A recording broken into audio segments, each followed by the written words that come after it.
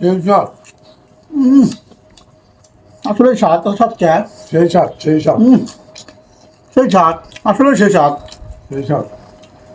আজকে বাসায় সুতা তরকারি আমার বউ রান্না করেছে। তো খাবারটা হচ্ছে গিয়ে এক ধরনের চিকেন, মুরগির চিকেন, আর হচ্ছে গিয়ে মুরগি, সাথে শাকও আছে। আর সাথে বিসমিল্লাতে হচ্ছে গিয়া মুরগির মাংস চিকেন করে দিয়েছে। ওই ওই কাণ্ড রুরের ব্যাপার, এটা হচ্ছে আমার মজার খাবার। তার সাথে কাঁচামরিচও আছে।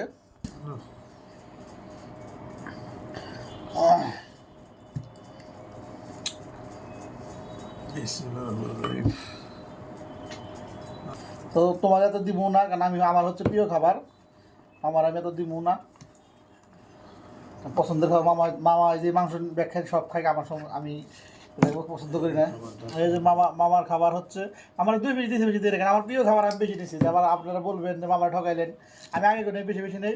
তো মামা মুরগির মাংস খাই, সমস্যা নেই আমার, কিন্তু আমার এটা পছন্দের খাবার। যাই হোক, সকলে আমাদের সাথে থাকবেন।